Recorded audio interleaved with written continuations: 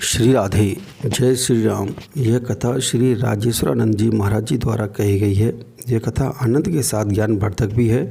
अंत तक कथा सुने। यदि यह कथा आपको अच्छी लगे तो चैनल को लाइक करने के साथ सब्सक्राइब कर दें तथा बेल आइकन भी दबा दें। और लंका में यह वर्णन मिलता है कि कुंभकर्ण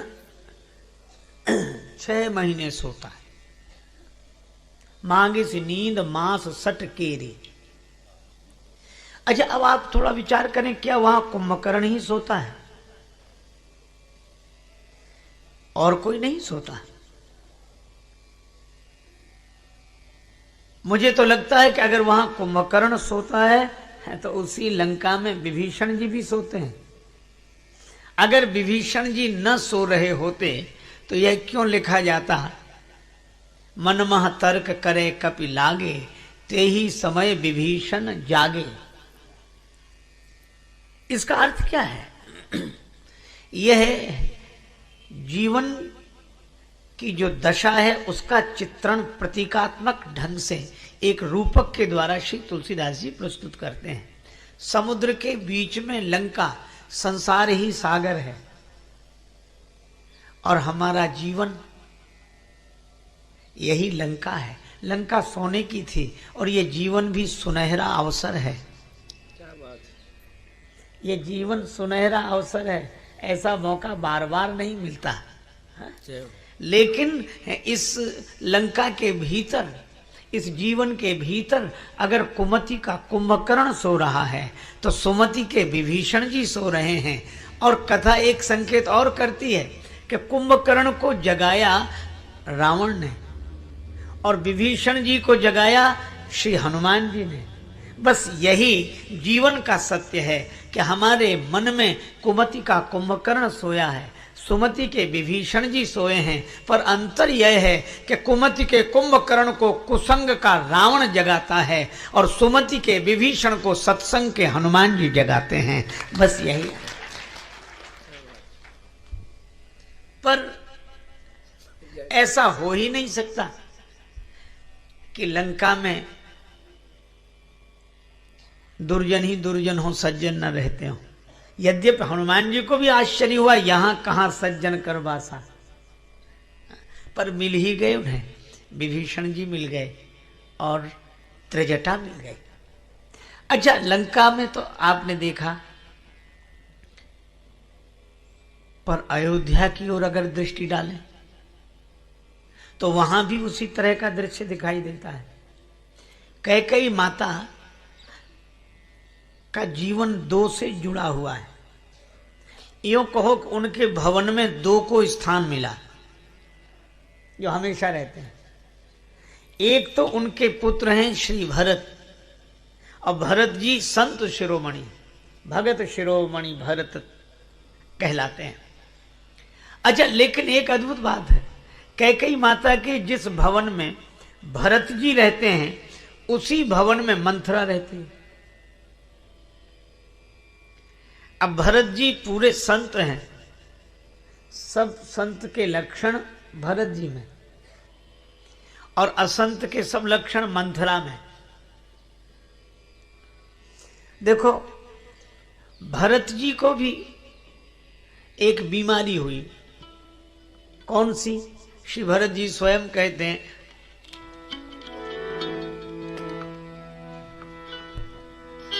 राम लखन सिय बिनु पग पनहि,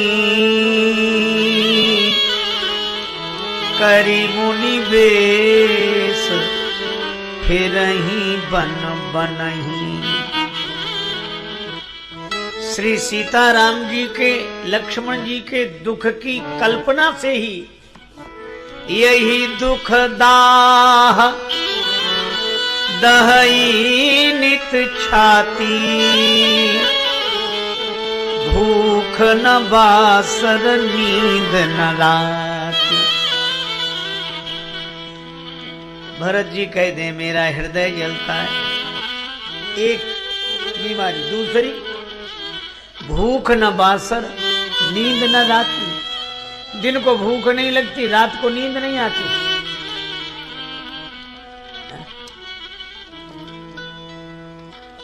मंथरा कहती यह तो बीमारी हमको भी हुई है, लक्षण मिला ना। भरत जी कहते हैं यही दुख दाह दहाई नित छाती, भूख न बासर नींद न राती। और मंथरा की क्या हालत? पूछा ये तैयारियां कैसी हैं नगर में? किसी ने कहा कि राम जी का युवराज पद पर अभिषेक हो रहा है। बस पूछे सी लोगन काह उछाहू, राम तिलक सुनि भाव उरदाहू। इसका भी हृदय जलता है, भरत जी का भी हृदय। यही दुख दाह दाही नित छाती, और मंथरा का भी राम तिलक सुनि भाव उरदाहू। भरत जी कहते हैं कि दिन को भूख नहीं लगती, रात को नींद नहीं आती। मंथरा कहती हमारी भी वही हालत है। जब ते कुमत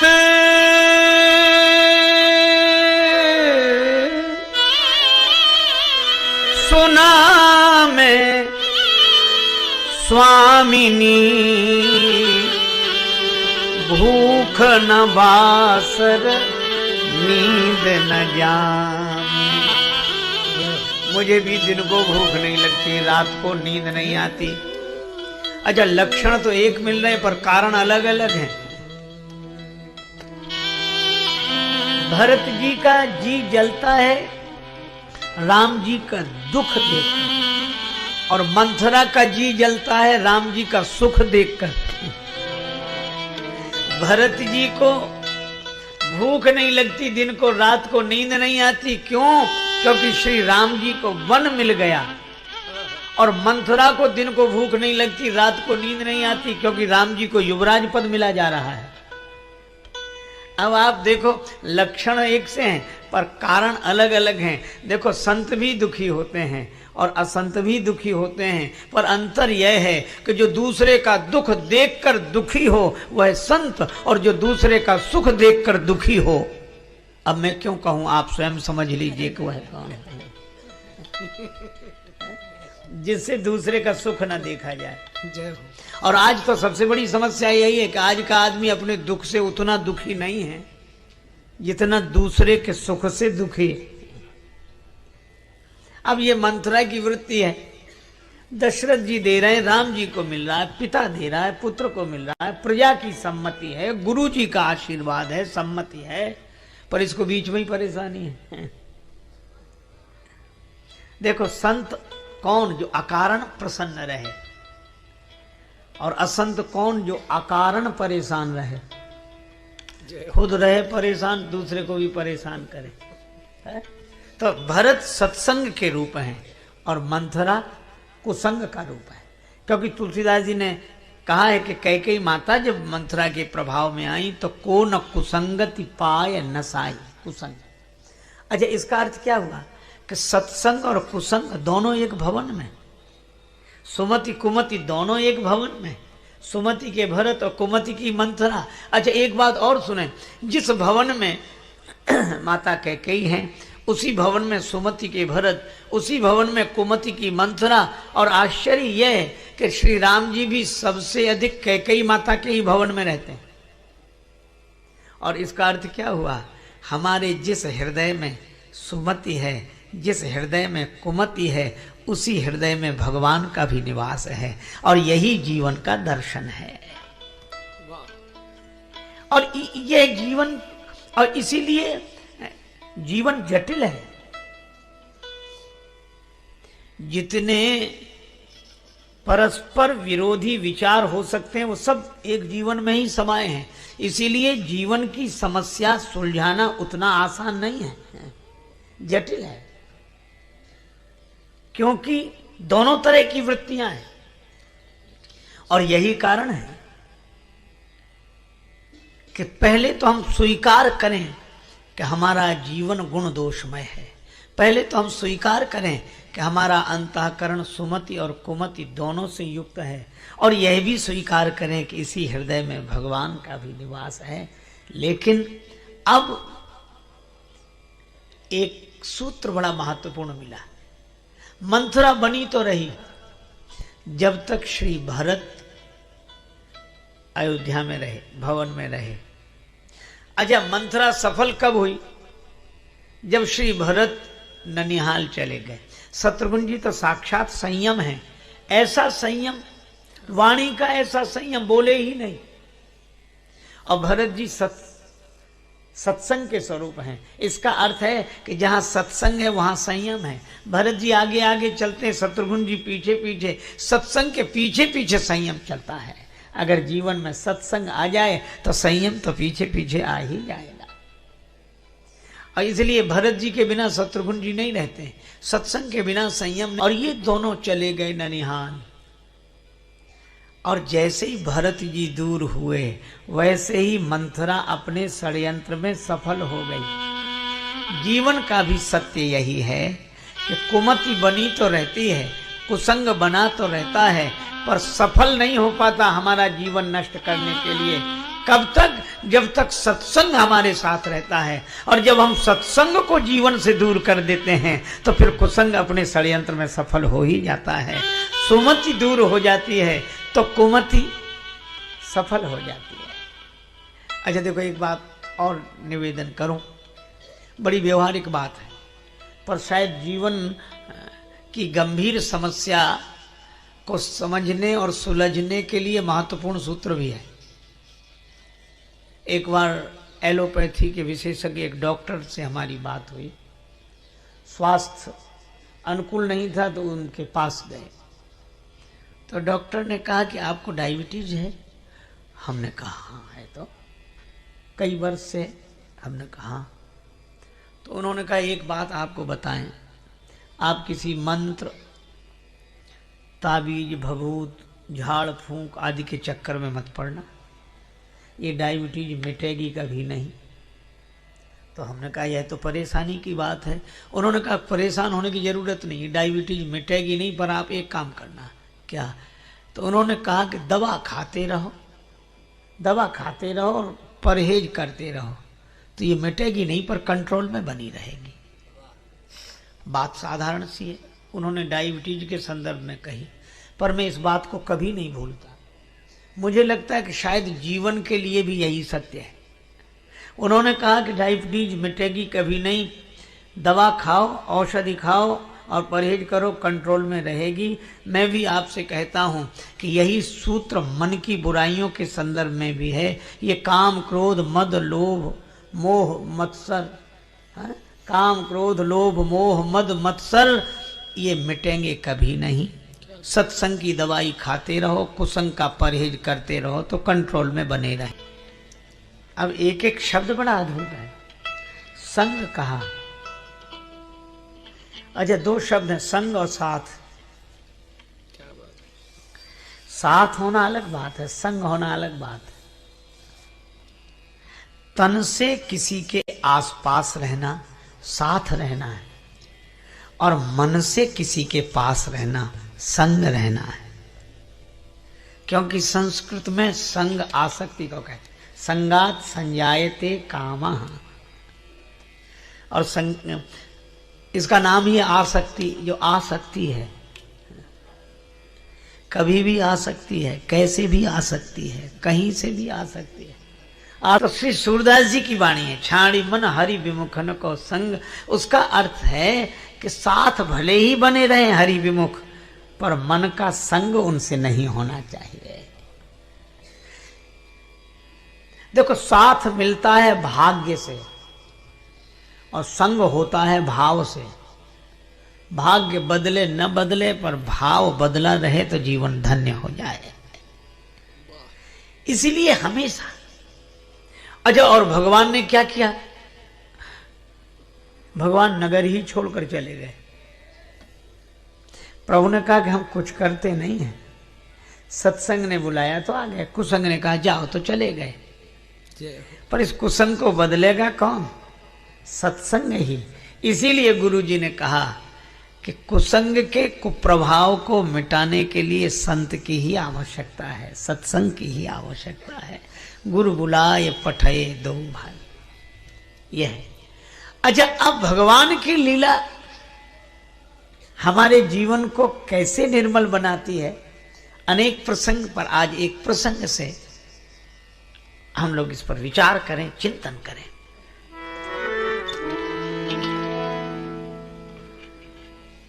महाराज दशरथ के मन में एक विचार आया, और वह भी क्यों आया? राजसभा रघुराज विराजा,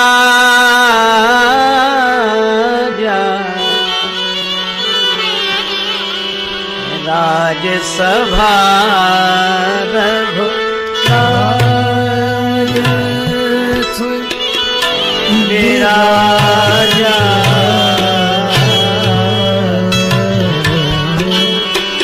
राजसभा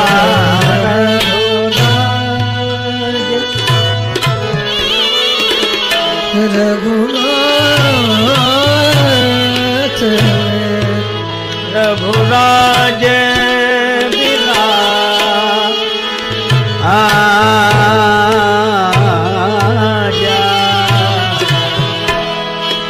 राजसभा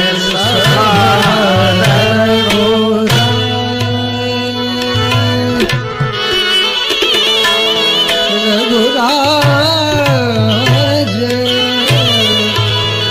विराजा, सभा रघुराज रघुराज राजसभा में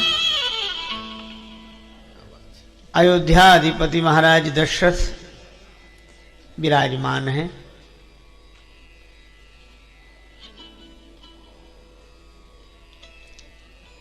दरबारी जन विराजमान हैं। अच्छा, सभी प्रशंसा कर रहे हैं। अयोध्या नरेश महाराज दशरथ जैसा सौभाग्यशाली कोई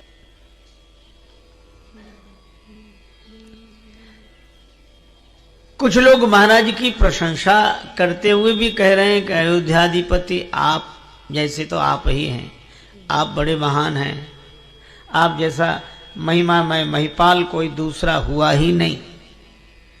इस तरह की चर्चाएं जो प्रायः दरबारी लोग करते हैं, वे भी कर रहे थे। पर आश्चर्य है कि उसी समय महाराज दशरथ ने दर्पण उठाया और अपना मुख देखने लगे। राय सुभान मुकुर कर लीना,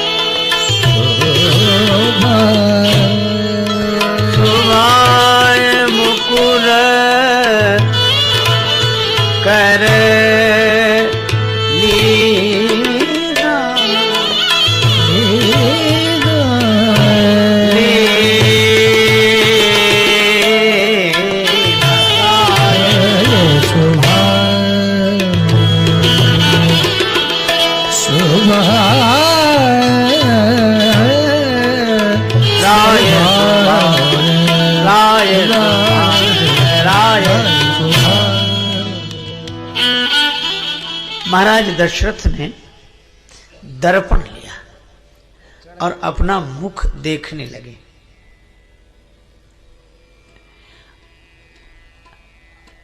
श्री रामचरितमानस के अनोखे मर्मज्ञ मनीषी का भाव है।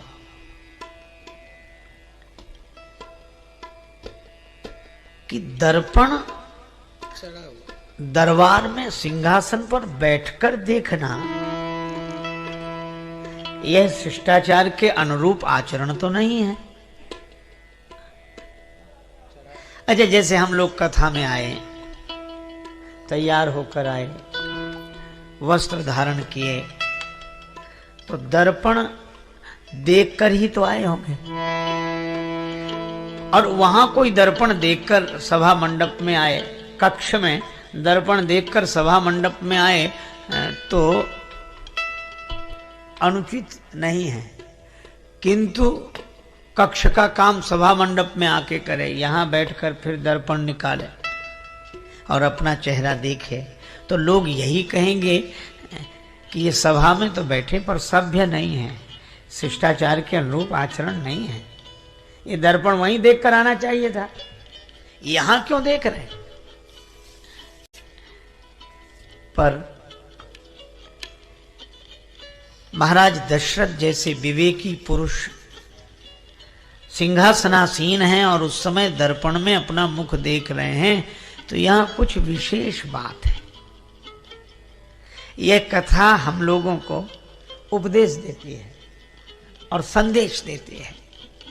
वह यह है कि जब हम किसी विशिष्ट पद पर बैठे होते हैं, विशेष उपलब्धि को उपलब्ध होते हैं, तो प्रशंसकों से घिर जाते हैं।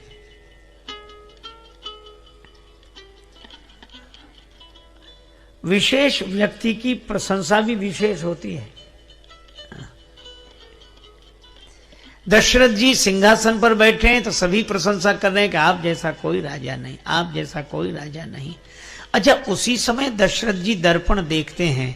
इसका अर्थ यह है कि हम किसी विशेष पद पर बैठे हों और प्रशंसकों से घिरे हों, उस समय विचार के दर्पण में अपना चेहरा अवश्य देखना चाहिए कि यह प्रशंसा सही हो रही है कि गलत हो रही है, यह प्रशंसा सत्य है या असत्य है।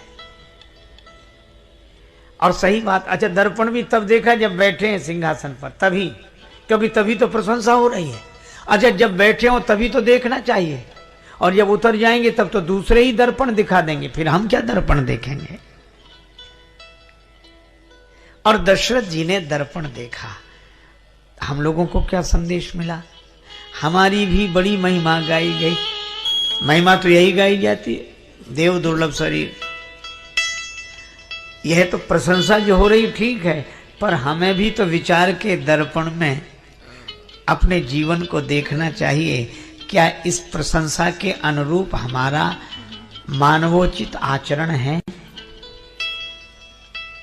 क्योंकि प्रशंसा वाले तो प्रशंसा करते ही रहेंगे। अच्छा, अद्भुत आश्चर्य, दशरथ जी ने दर्पण देखा तो पता लगा कि उनका मुकुट टेढ़ा हो गया है। मुकुट, राज्य मुकुट टेढ़ा हो गया है, लगभग गिरने की स्थिति में है। अच्छा, अब आप देखो, मुकुट गिरने की स्थिति में है और प्रशंसा करने वाले प्रशंसा करते जा रहे हैं। प्रशंसा करने वालों का तो काम है प्रशंसा करना, विचार करने की उन्हें क्या आवश्यकता। मुकुट टेढ़ा हो चाहे सीधा, ये तो मुकुट जब तक गिर ही नहीं जाएगा तब तक प्रशंसा ही करते रहेंगे। जब तक मुकुट गिर नहीं जाएगा तब तक प्रशंसा करेंगे, फिर जिसके सिर पे मुकुट आएगा उसकी प्रशंसा करेंगे। इसमें तो स्वयं ही विचार करना होता है। और दशरथ जी ने देखा कि मुकुट टेढ़ा हो गया है। अच्छा, जब मुकुट तनिक टेढ़ा हुआ तो श्रवण समीप भय स्थित कैसा, महाराज श्री दशरथ ने अपने श्रवणों के पास में श्वेत केश देखे, सफेदी दिखी। दशरथ जी को लगा कि ये बाल उपदेश दे रहे हैं। इसका आशय यह है कि जिन्हें उपदेश लेना होता है वे बाल से भी ले लेते हैं, बाल से भी ले लेते हैं, और जिन्हें नहीं लेना हो वो वृद्ध से भी कुछ नहीं सीख पाते हैं। जय हो जय हो। एक महात्मा एक गांव से निकले तो ऐसे ही भ्रमण करते जा रहे थे। परिचित लोग रहते थे उस गांव में। तो गांव का एक वृद्ध व्यक्ति अपने पौत्र को गोद में लेकर दुलार कर रहा था, और पौत्र बीच बीच में कहता बाबा बाबा। तब तक वो संत जी निकले तो उस व्यक्ति ने कहा कि महाराज प्रणाम, बड़े भाग्य आपके दर्शन हुए, हमें भी कुछ उपदेश करो, जीवन का कल्याण हो।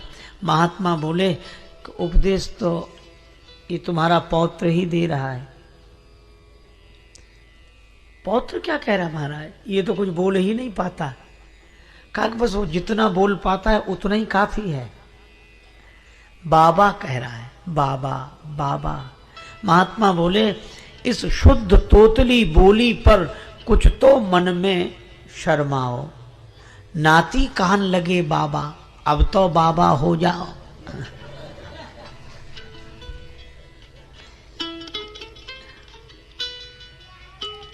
महात्मा जी ने सोचा कि मैंने ऐसी अचूक बात कही है, इस पर अवश्य प्रभाव पड़ेगा। पर वह आदमी भी कम विचित्र नहीं था। वह कहने लगा कि महाराज हम तो रोज सोचते हैं कि बाबा हो जाए। जब जब ये पौत्र गोद में आता कहता बाबा बाबा, तो लगता है कि बाबा हो ही जाए, फिर होते क्यों नहीं हो। कहा कि महाराज दूसरी कठिनाई है, जब जब हम बाबा होने की बात सोचते हैं पौत्र की तोतली बोली से प्रभावित होकर, तभी बेटी का बेटा गोद में आ जाता है। वो कहता नाना नाना नाना। तो अब जिन्हें उपदेश ग्रहण करना ही नहीं है। पर महाराज दशरथ बाल से भी उपदेश ले लेते हैं।